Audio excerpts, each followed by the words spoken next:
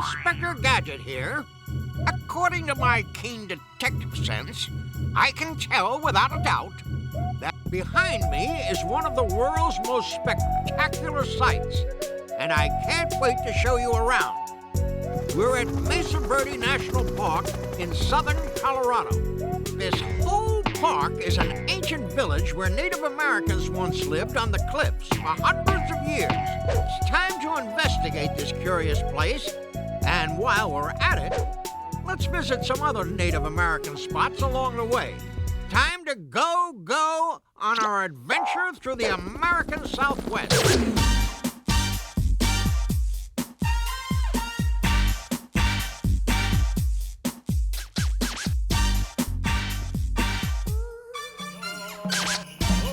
There are hundreds of Native American tribes in North America. What is a tribe, you ask? A tribe is like a really large family.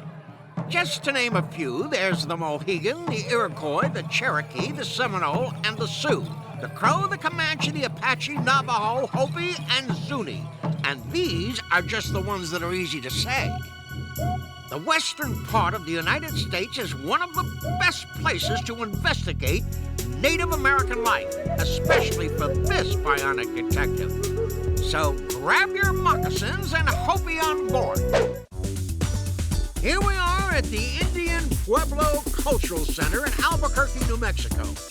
People from 19 different villages come here to celebrate their cultures. Wonderful celebration. Glad I made the invitation list. Wowzers, it's getting hot out here.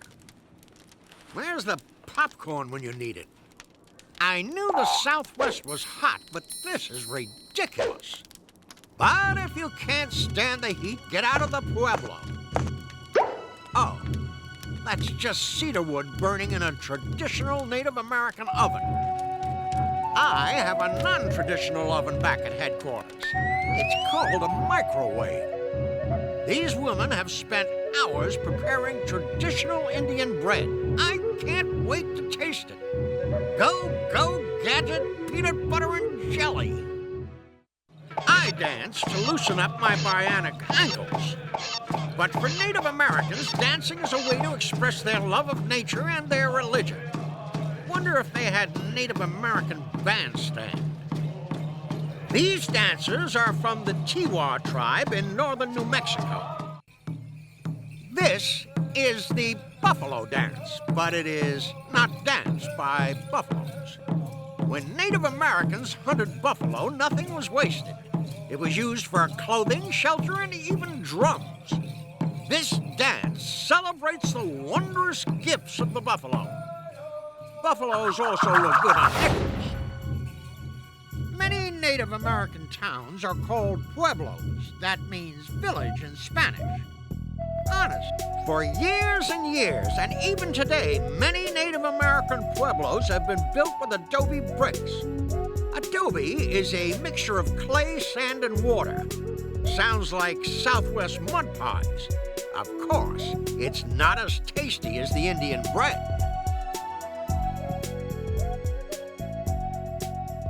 Mesa Verde Cliff Dwellings in southern Colorado is where an entire Native American civilization called the Anasazi, or the Ancient Ones, lived. They were the first ones in the Southwest to go mondo condo, and are probably the ancestors of many modern Native American tribes.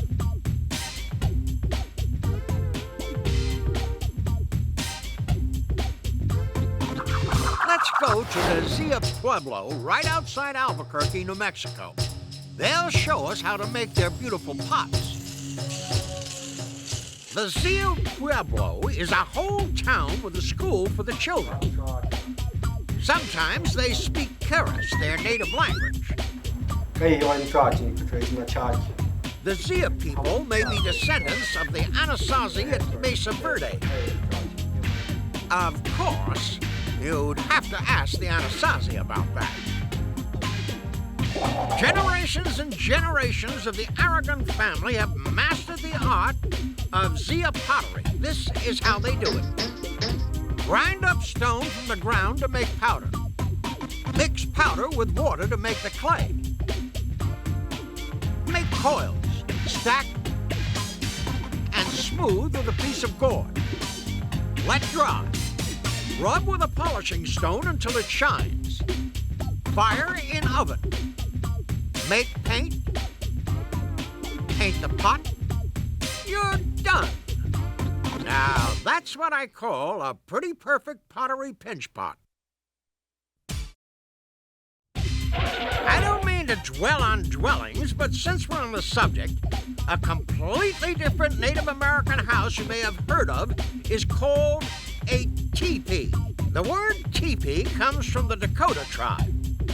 Te means to live in. The word pee means to use for. That's different than a toupee, which is a teepee you wear on top of your head. Teepees were made for the Native American on the move. They were like mobile homes, made from stretching a few buffalo hides over some tall poles. They were great protection from bad weather and dive-bombing vultures. You could pick up and go anytime. You can see teepees in Hardin County, Montana. It's the teepee capital of the world. In about the year 600 AD, Native Americans settled in the Mesa Verde area. Guess we missed the cliff warming party by about 1,400 years. Over the years, they hunted. First, using spears and rocks. It's not easy sneaking up on a bison. They also used bows and arrows. They farmed, made pottery, and played. They even had dogs and wild turkeys as pets, just like me. Of course, my dog hates it when I call him a wild turkey. The most sacred prayer rituals were held in round, underground rooms called Kiva. Wowzers!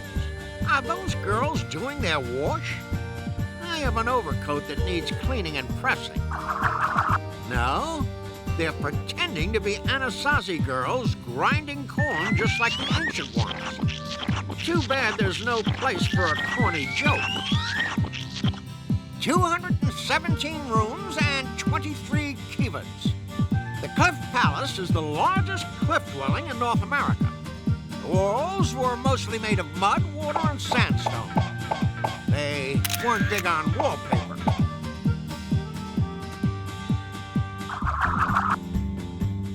The Anasazi went up and down the side of the cliff so many times they left toe holes.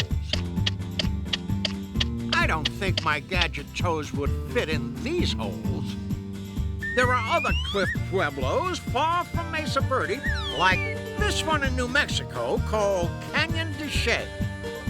Cliff tops are great protection from bad weather and unwanted visitors. But in the 1200s, the Anasazi mysteriously moved away. Sounds like this could be my next case. These are the vital statistics for an Anasazi man. He only lived for 34 years. He is 5 foot 3 inches tall, and he has a flat skull. That's because as a baby, he spent most of his time lying on a flat surface called a cradle board. Time to get my Gadget hands on some clay and make myself some pottery. If I get really good, I could make myself a cliff dwelling complete with bread bakers. I hope you learned a lot from the old inspector. Have Potter's Wheel will travel. But stay tuned. We'll be right back with another adventure. Go, go, Gadget Field Trip. Inspector Gadget here. It's time to check my top secret field trip message from the chief. You are visiting Plymouth Rock. Stop. Get acquainted with pilgrims and local Native Americans. Stop. Mix and mingle with witches. Stop. If you think you're at Alcatraz, you're on the wrong rock. Stop and check your compass. Of course it's Plymouth Rock in New England. That's where, legend says, the Pilgrims boat, the Mayflower, landed when they came over to America in 1620. Must have been quite a crash. Let's investigate how the rugged Pilgrims set up their colony in America, how they celebrated their survival with Native American pals, and how superstition led them to discover witches in their midst. Wonder if the pointy hats gave them away. Let's go back in time to the beginning of American history. Go, Gadget field trip. America's first immigrants, who were called Pilgrims, left their home in England, which was ruled by King James I. They were looking for religious freedom. After a short detour to the Netherlands, they continued on to the New World. Pilgrims had a tough time finding the place since the Statue of Liberty didn't show up to guide them for another 265 years, which is why they landed in Massachusetts instead of New York. Since airplanes weren't invented yet, and they didn't have Gadget copters in their hats, they had to take a ship called the Mayflower. And it was no luxury cruise. It took 66 days. The cruise activities included disease, rough seas, strong winds called gales, and saltwater showers, also known as really big waves. All hands below deck.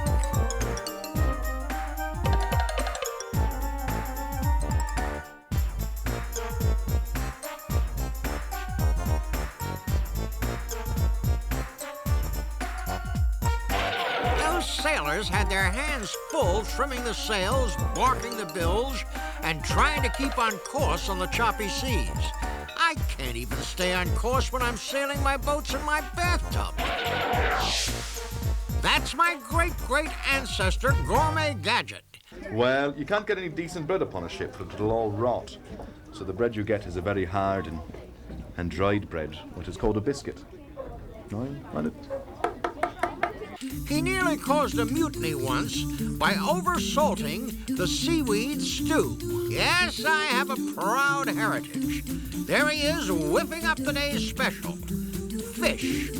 Same as yesterday's special. And tomorrow's. After that meal, I could sure use a nap. Wake me up when we get to America. Or when the day's special isn't fish.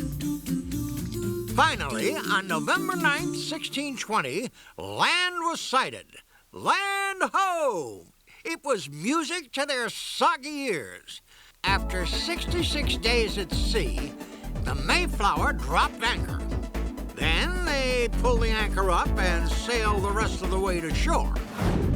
But first, the famous Mayflower Compact was signed. Compact is a fancy word for written laws that would keep order within the Pilgrim colony. That's what they call their community. Even though they were a little freer now, the colonies were still under British rule and were called New England. Wowzers! We're standing in the middle of what used to be the Plymouth colony. Not exactly the Taj Mahal. It took a lot of work to make it look this way.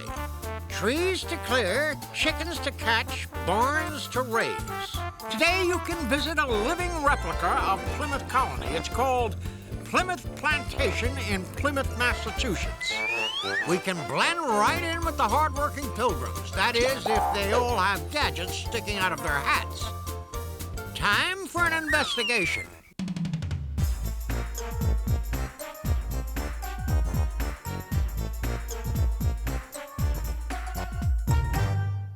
Most Pilgrim families lived in small two-story wooden houses, also known as vertically challenged skyscrapers. Since electricity hadn't been invented yet, they used candles for light. Of course, making candles is a day job, because it's too dark at night. Their shared barns house goats, cows, hogs, and chickens. If you thought being a colony pig was hard, being a colony kid was no picnic either. They were taught such skills as weaving and carpentry. Some families had as many as 15 children. That's a lot of potholders and three-legged milking stools. And now an Inspector Gadget field trip fact. What small lake in Massachusetts has the longest name of any place in the country? Chaga Gaga, Guman, Gaga, Chuga, Chaga, Chiga. Forget it. Wow, that's quite a gaggle to gargle. It's Nipmuc Indian for you fish on your side of the lake, I fish on my side, and no one fishes in the middle. We're back, and boy, are my gadgets tired. It was a terrible winter. Almost half of the settlers died. Luckily, they became friends with a Native American tribe called the Wampanoag. They met a wise and noble native named Squanto, who spoke better English than the Pilgrims spoke Wampanoag. He also looked quite dashing in animal skins. Squanto was a wonderful teacher who taught the Pilgrims ways of weathering the rugged colony life. He taught them how to plant pumpkins and corn, to build warm houses, and also construct canoes, which would have been more useful if they'd put them in the water. They became loyal friends. To celebrate getting through their first year and showing their thanks to Squanto and the Wampanoag, they decided to have a big harvest feast. Hold the fish! The Wampanoags had a Thanksgiving harvest called the Green Corn Dance. The Pilgrims joined them, and together they celebrated in one big party. Go, go, Gadget Party Pack! Get a load of the first Thanksgiving menu. Roasted turkey, goose, duck, seafood, corn, pumpkin, bread, Indian pudding, and so much more. It's making my mechanical mouth water. After that feast, we'll need some exercise. Let's go to another part of 17th century New England history, the Salem Witch Trials, and find out which witch was which witch. What exactly is a witch? It says in my Gadget dictionary, witch is a relative pronoun. Oh, wrong witch. Actually, there are several meanings. These witches are different from your broom-riding Halloween variety. Witchcraft, or Wicca, as it is sometimes called, is a type of religion. During the late 1600s, the word witch was used to describe the 19 innocent people put on trial and killed in Salem, Massachusetts. These people were accused of being witches because they were said to be under the influence of evil powers. Here at the Salem Witch Dungeon Museum, those 19 innocent people were jailed in a dungeon like this. Follow me very carefully and don't trip over your brooms.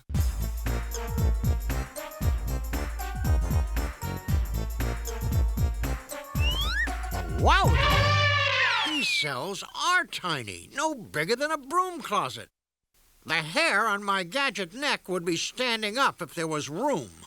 What a terrible time it was for those poor prisoners. Many stories were inspired by this dark time in history. One famous novel based on this eerie house was called The House of the Seven Gables. It was written by Nathaniel Hawthorne. See those 7 pointed peaks on top of the roof?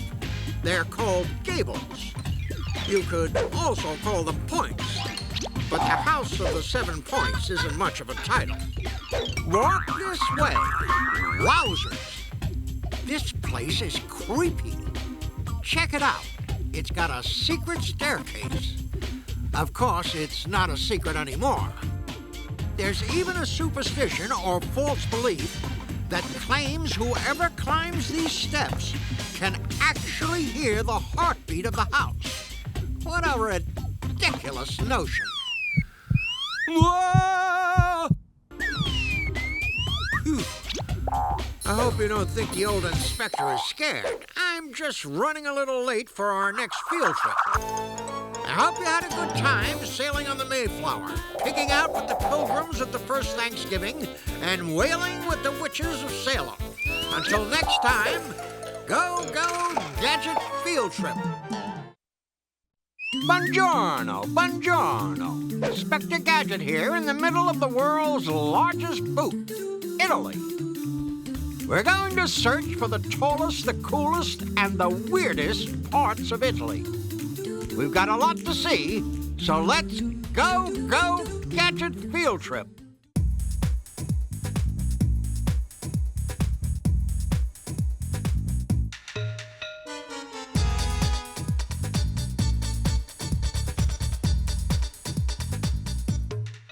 I'm here in Venice, Italy. Wowzers, it sure is wet.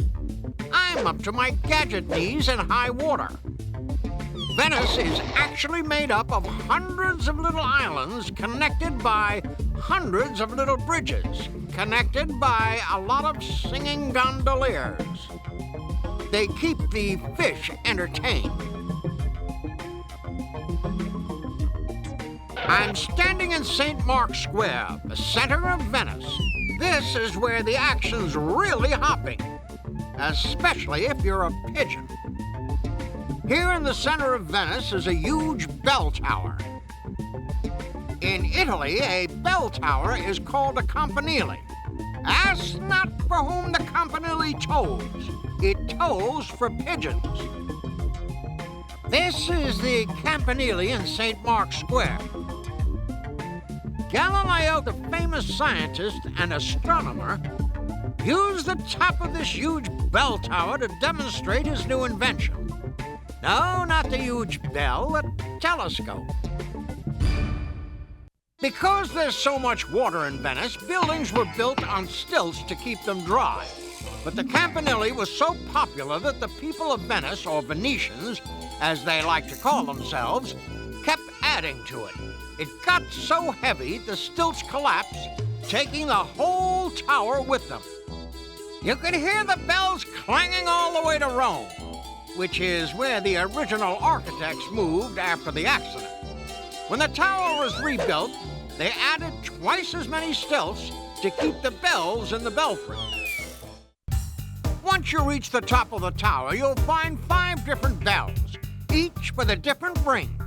These different rings were used to tell the Venetians important things they needed to know, like bing bing bong or bong bong bing, which meant, look out, the tower's falling again. Actually, one bell meant the start of the workday.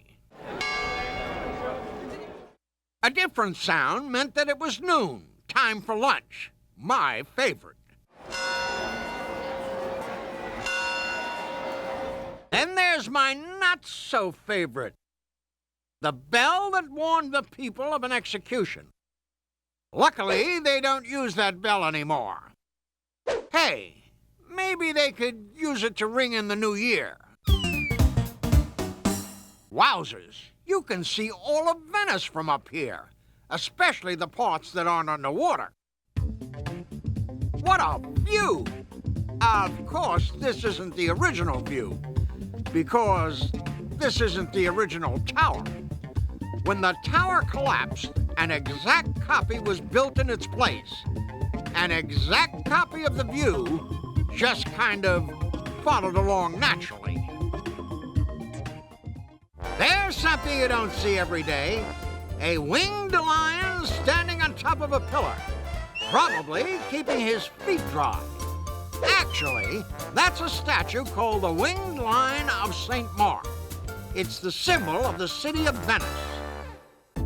That's the famous clock tower of St. Mark's Square, a tower with plenty of time on its hands, which is better than having a winged lion scratching around on its face. Go Gadget ladies! Here's an Inspector Gadget field trip fact. The bell on top of the clock tower of St. Mark's Square has been struck so many times they had to rotate it so there was a new surface to strike. That's a lot of bing-bonging in the belfry. We'll investigate as soon as I rest my Gadget legs. Inspector Gadget here, in front of the world-famous clock tower of St. Mark's Square. This clock can tell you the position of the sun and moon in the sky. It can tell the signs of the zodiac, but it can't tell them much. Oh, yes, it even tells the time. What's that on top of the clock tower? Oh, they're bionic statues. Hi, guys. What a bunch of stiffs.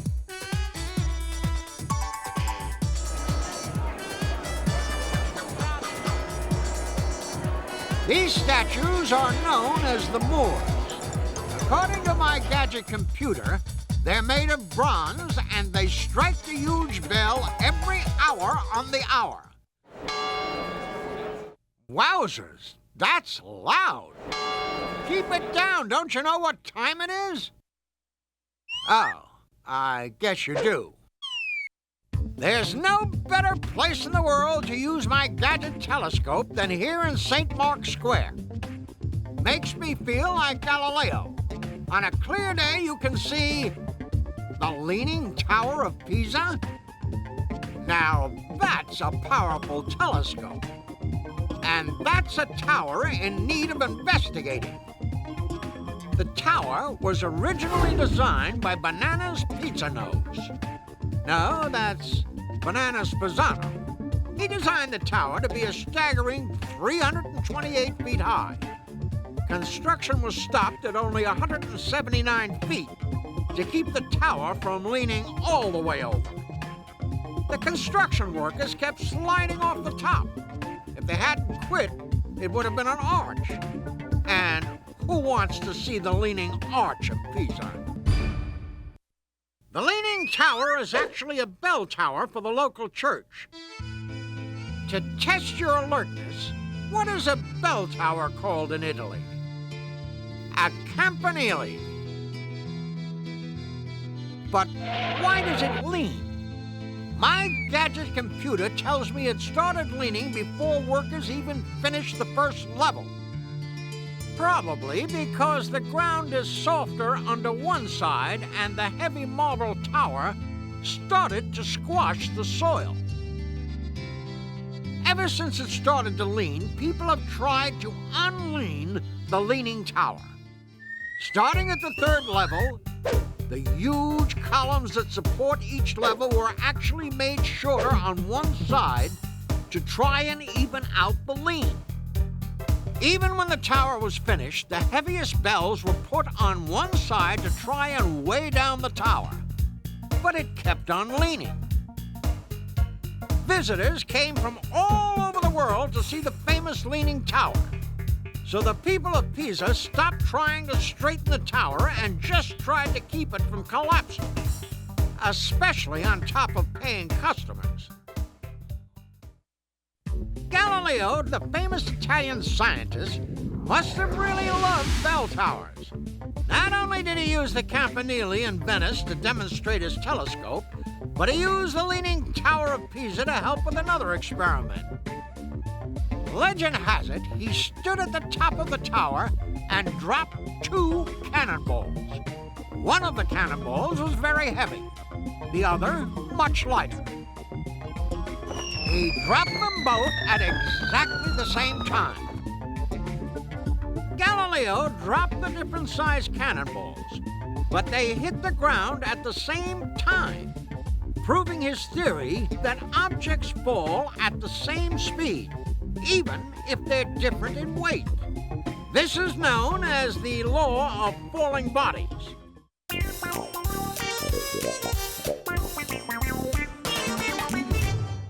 The Leaning Tower of Pisa leans a whopping 15 feet to the south. That means if you stood on top, you would be 15 feet closer to Venice than if you stood at the bottom. Wowzers, that's as long as my Gadget mobile. I hope you've enjoyed our field trip as much as Galileo and I have. Well, me anyway. We've climbed to the top of a huge bell tower, saw beautiful clocks, and found out what makes a leaning tower lean. Stay tuned for more exciting field trip action when we return. Inspector Gadget here in not-so-foggy San Francisco, California, where I thought I'd need my Gadget defogger goggles. Let me check my top-secret instructions from the chief. Investigate gold on Golden Gate Bridge. Take cable car to other famous sites. And wait for cable car to stop before you get off.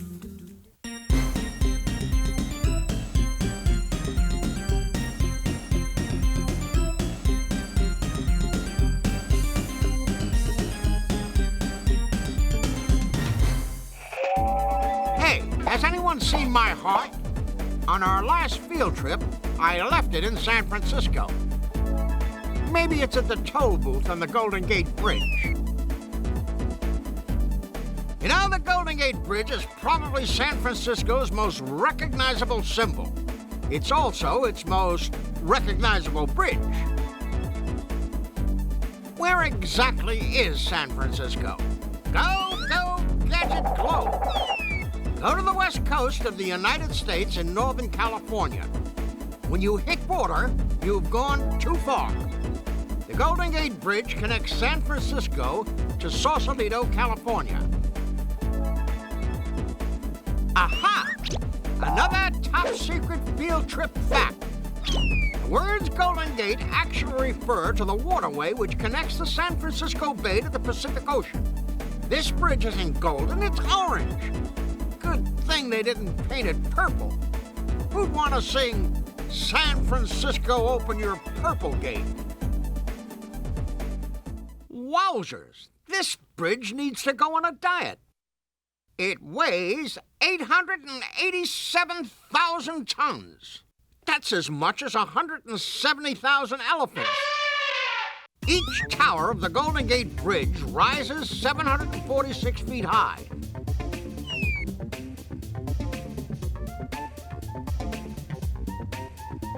Up to 40 million cars cross this bridge each year. That means over 1 billion cars in the last 50 years. They even charge a toll for my Gadget mobile. The deck of the bridge is literally suspended in midair by vertical ropes held up by cables which are draped over the top of the tower. That's why it's called a suspension bridge. 318 feet of cold water right beneath the span. So don't go over the edge without your Gadget swim fins. The Golden Gate Bridge is one of the world's most spectacular engineering marvels. Would you believe men without bionic gadgets built this bridge by hand? Would you believe steam shovels? How about a sandbox and 3 kids with a pail? Luckily for the bridge builders, not to mention the boats floating underneath, safety nets were hung below the bridge so workers wouldn't fall into the frigid waters below. They caught 19 less than sure-footed workers. What a riveting experience.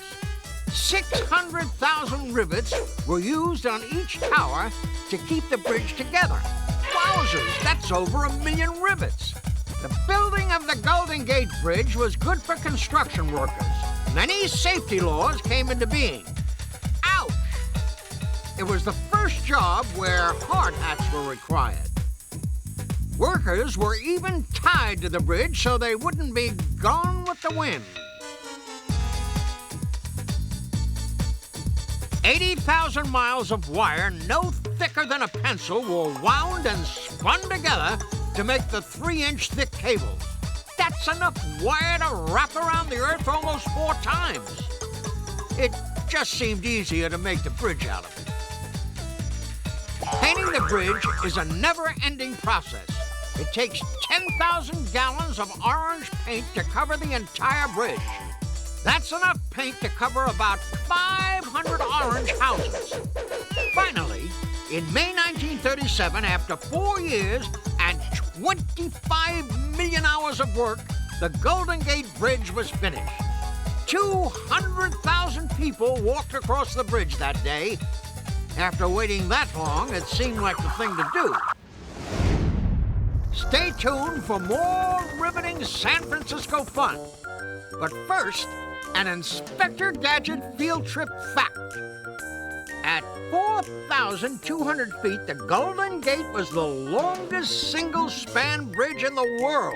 Today, the longest single-span bridge is the Humber Bridge in England. It's 4,626 feet long, but it won't get you to San Francisco. Welcome back to San Francisco. There's the famous island prison called Alcatraz. I've sent a few criminals there in my time. They say it's a great place to visit, but I wouldn't want to live there. And there's the Bay Bridge. Downtown, even the Transamerica Building and the Golden Gate Bridge. Load, ready, fire! We're at Fort Point National Historic Site at the base of the Golden Gate Bridge. Go, go, Gadget Cannonball!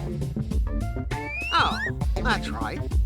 I don't have a cannonball. Fort Point is one of my favorite places. It was built in 1853 to protect the San Francisco Bay Area from hostile fleets. It must have worked because it's still here. Wowzers! More than 8 million bricks were used to build the 5-foot 7-inch thick walls that protect this fort. Over the years, hundreds of cannons were mounted here. One of them could shoot a cannonball 3.2 miles away. 465 American soldiers lived here during the Civil War. They had to sleep 2 to a bed, facing opposite directions. It was a strict rule that they wash their feet twice a week and their socks twice a day. I hope. And they thought the cannons were keeping the enemy away. You don't want to powder your nose in the powder room at Fort Point. It's gunpowder, and that's nothing to sneeze at. Fort Point stopped being a fort after World War II, and never once did a battle occur here, except for a couple of sock skirmishes in the laundry.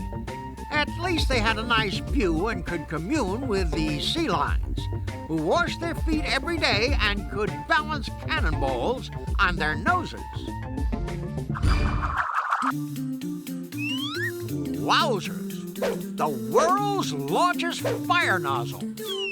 Oh, it's Coit Tower, the best place for a 360-degree view of San Francisco. Rising 180 feet above Telegraph Hill in San Francisco, Coit Tower was built in 1933 to add even more beauty to San Francisco. But legend has it that this tower resembles a huge fire nozzle. Lily Coit, who paid for the tower, was the most loyal fan of the San Francisco firefighters, especially after all their hard work during the Great Fire that devastated San Francisco following the famous 1906 earthquake. I bet the firefighters could have used a nozzle this size in 1906. According to my Gadget map, we're either at the Great Pyramids of Egypt or in the middle of San Francisco staring at the Transamerica Pyramid. It's even taller than the Golden Gate Bridge. Time to investigate. Go, go, Gadget Copter. According to my keen detective sense, the Transamerica Pyramid Building is an 853-foot tall skyscraper. Wowzers! This pyramid has 6,000 windows, which is good news for the window washers. There are 50 floors of offices bustling with activity, and there's absolutely nothing inside that hollow spire on the top. Hey, I think I see my heart over there in San Francisco, right there by my left valve intake. I hope you had a great time on our field trip, scaling the Golden Gate Bridge, sneaking a peek at the Great Glass Pyramid, taking a gander at the Coit Tower fire hose, and fooling around at Fort Point. Until next time, go Gadget Field Trip!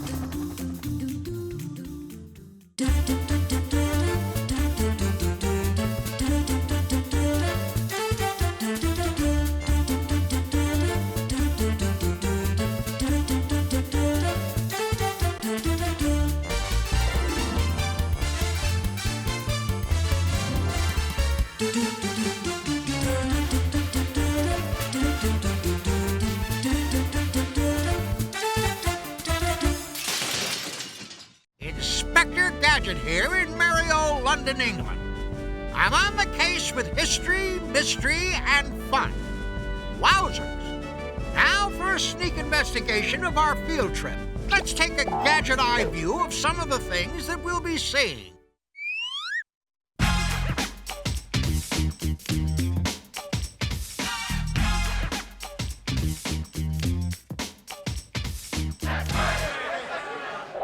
Look at all those trench coats. I wondered what the airline did with my lost luggage. Where exactly is London? I'll need one of my ingenious gadgets to find our location. Go, Gadget Globe! Just as I suspected, London is the capital of Great Britain. And according to my bionic brain, Great Britain is actually 4 countries ruled by one government. England, Northern Ireland, Scotland, and Wales. To test your alertness, Great Britain is also called the United Kingdom. Would you believe 10,000 years ago, cavemen were living right here in London? 9,000 years later, people were living in houses and castles. Queens and kings still live in castles and palaces today. Look at the hat on that caveman. Ah, wait, those aren't cavemen. Those are gods protecting the royalty of the United Kingdom. Kingdom. It's not polite to call a king dumb. Oh, wait, according to my Gadget dictionary, a kingdom is a state or government having a king or queen at its head. A kingdom is also called a monarchy. For centuries, kings and queens were the supreme rulers over what is now Great Britain. Later, we'll find out who the big cheese is now. The Tower of London is one of Great Britain's most famous castles. It was a royal palace and a prison. Some say the tower is still haunted. Does the phrase, "off with their heads," sound familiar? I'd better investigate. Go, Gadget Copter! Just as I suspected, the Tower of London is actually 16 towers altogether. The oldest one is from the year 1066. 38 guards called yeoman warders stand watch over the tower. They're nicknamed Beefeaters. Why, you ask? Some say it's because the kings used to feed them scraps of chicken. Or was it beef? This tower used to be a royal palace where kings and queens ruled and lived. It's also where they imprisoned and killed their enemies. For the last 600 years, the royal family has kept the crown jewels at the Tower of London, except when the jewels are being worn for special occasions. Wowzers! The imperial state crown has so many diamonds, sapphires, and rubies, it weighs 5 pounds. And look, a baseball bat. Oh, it's actually a royal scepter. A staff always carried in the right hand. It holds the world's largest diamond, called the Star of Africa. Would you believe 530 carats? Wowzers! That's a big salad. Rock. Speaking of salads, long ago the chopping block got a lot of use here at the tower. Back in the 16th century, Henry VIII was king. He was famous for his large appetite, his larger waistline, and king-size armor. Henry also had 6 wives. He thought one of his wives, Anne Boleyn, was unfaithful to him, so he brought her to the tower and had her killed. Wowzers! And I thought it was bad being sent to your room. Prisoners were brought into the tower through Traitor's Gate. Some were locked away inside here, the Bloody Tower, and then murdered. For over 900 years, ravens have also guarded the tower, 8 of them at a time. Legend has it that if they ever fly away, the Tower of London will crumble and the kingdom will fall. So don't go ravens. Some ravens live to be 40 years old. They have names like Larry, Charlie, Cedric, and Jackie. Their diet is 6 ounces of raw beef every day. So, the ravens are beef eaters too. Wowzers! Over there is the world-famous Tower Bridge over the River Thames. Many people think it's the London Bridge. So where is the London Bridge? We'll cross that bridge when we come to it. You don't have to be grown up to be king or queen. Some of England's youngest rulers were Henry III, 9 years old, Edward V, 12 years old, Lady Jane Grey, 16 years old. She was beheaded after being queen for just 9 days.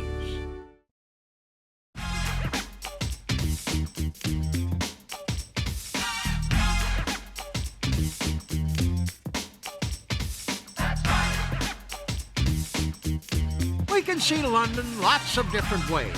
By car. Hey, watch out! Look right! I mean look left. They drive on the left side of the street here. We can travel by taxicab, by double-decker bus, or by the London Underground called the Tube. There's something you don't see every day, unless you live in London. It's Harrods, the largest store in the world. It's as big as 15 soccer fields, 300 departments. Unfortunately, none of them carry bionic gadgets. Up ahead is Hamley's. Let's run in. The world's largest toy store. Millions of dolls, trains, baubles, stuffed animals, and gadgets. What's that across the river? A toy clock? No, that's Big Ben and the Houses of Parliament. Go, go, Gadget car! My impeccable instincts tell me that, contrary to popular belief, Big Ben is not the name of the enormous clock tower.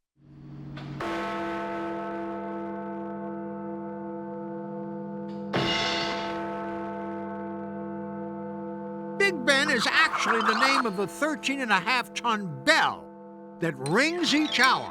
When you weigh 13.5 tons, you can be named anything you want.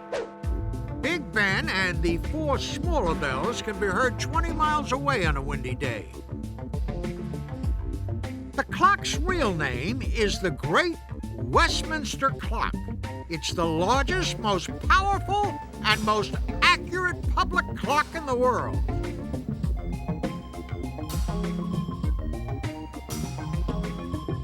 This clock was made in 1858, before most people had wristwatches. It's a bit too big to fit into a pocket. The minute hands are 14 feet long. That's longer than 3 Gadget cars. There's 1 foot between each minute. It works like a huge cuckoo clock. A 13-foot pendulum swings every 2 seconds. Its movement is regulated by the weight of a stack of pennies. If just 1 penny falls, the clock timing will be wrong. Clocks around the world depend on Big Ben for accuracy. Take 334 steps down from the top of Big Ben, and you'll be at the Houses of Parliament, with 1,100 rooms, 100 staircases, and 2 miles of hallways. This is the center of Great Britain's government. Those hallways can seem long when you're looking for a restroom. And these are members of Parliament having a normal, civilized chat. There are two main houses of Parliament. One is the House of Commons.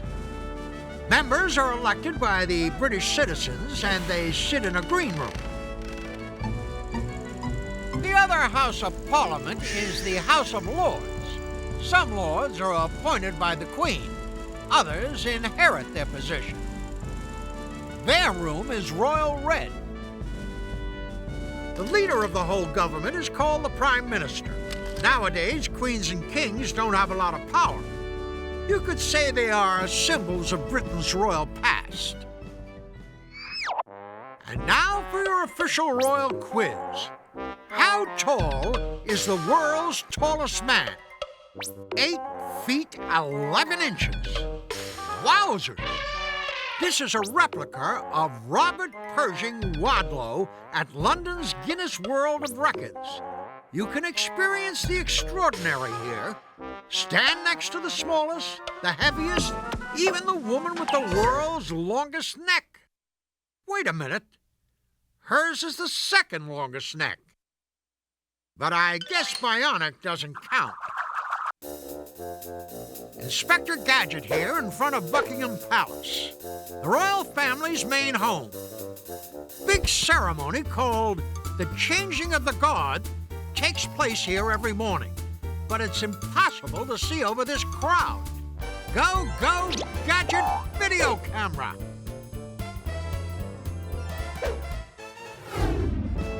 Much better. Wowzers! Look at the way those guards march in line. Those tall hats used to be made of bearskin. Today, they're made from man-made material. The bears are much happier about that.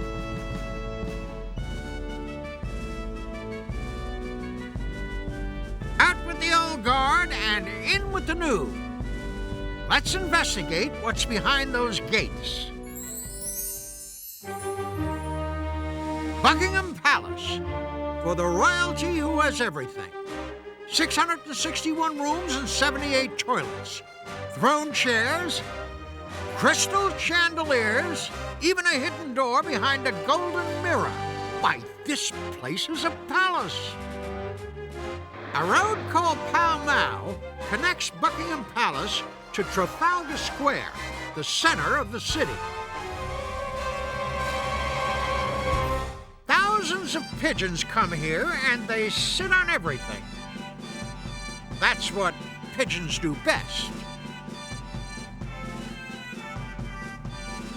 I wonder if there's a pigeon on top of this 175-foot column. Go, go, Gadget neck. That's no pigeon. It's Lord Nelson. He took his first voyage with the English Navy when he was 12 years old. Later, he led England to victory over France and Napoleon in the Battle of Trafalgar in 1805. The River Thames is one of Europe's most important waterways. It runs right through the heart of London. Just down the river is a huge palace called Hampton Court. Lots of royalty lived here over the years, including enormous King Henry VIII. By the size of this kitchen, it looks like Henry ate pretty well. Lots of Yorkshire pudding. The walls are decorated with old weapons and armor. This must be the old royal bedrooms. Wowzers! Now that's a king-size bed. I could really stretch out my Gadget legs on that. The royal loo is even covered in royal red velvet. A loo is the British term for, well, you take a guess. Henry VIII built one of the world's largest mazes out of hedges at Hampton Court. It was a great way to get rid of unwanted guests. Watch them get lost. Test your alertness. Can you figure the way out?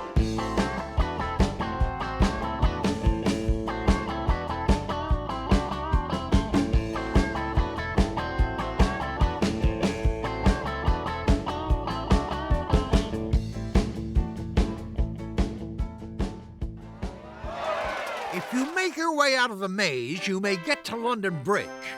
Is it falling down? Well, it has a few times. London Bridge is right next door to the Tower Bridge, but it's not the original one. One version of the bridge was taken apart and shipped to the United States to Lake Havasu, Arizona, where it was put back together again, stone by stone. It's still there today. Piccadilly Circus is where the action is in London. All night and all day, Piccadilly Circus is jumping. In the 1600s, men strolled around in ruffly shirts called piccadilles. Circus is the Old English word for a really big intersection. That's where they got the name Piccadilly Circus.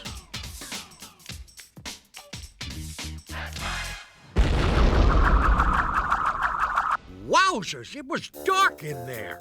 Inspector Gadget here in front of the Imperial War Museum. A very curious place. In fact, London museums are curiouser and curiouser. Let's start with this one. Go, go, Gadget Copter!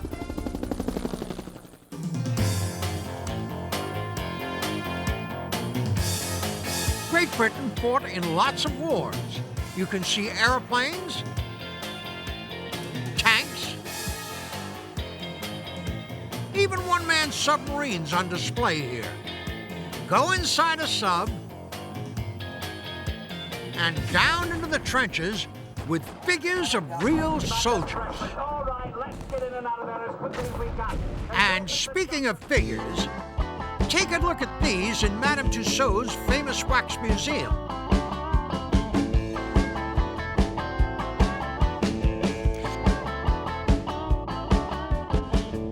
How many can you recognize? Go, go, Madame Tussauds!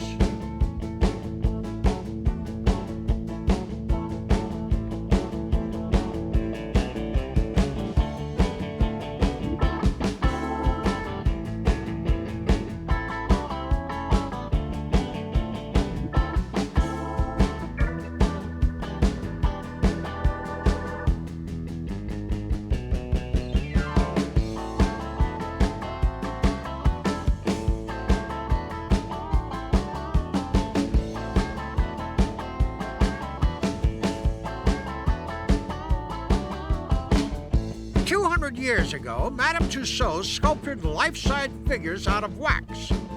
They're still doing it today, head by head, eye by eye, finger by finger, one hair at a time. Perhaps the old inspector will be there one day. Time to investigate more London treasures. The British Museum has an incredible exhibit of all kinds of Egyptian mummies, up to 3,000 years old. Unwrapped and brittle, painted with gold, mummies of young people, even cat mummies. But where are the daddies? This colossal granite statue of Egyptian King Ramses II dates back to 1250 BC. Back then, kings were called pharaohs. This is an ancient man. He's been preserved in this position since 3250 BC. Bet his joints are stiff. We're off to my favorite museum at 221B Baker Street. The address Sir Arthur Conan Doyle gave to his fictional character, world-famous detective and my hero, Sherlock Holmes. It's Sherlock's make-believe home. There's his imaginary pipe, his hat, and his magnifying glass.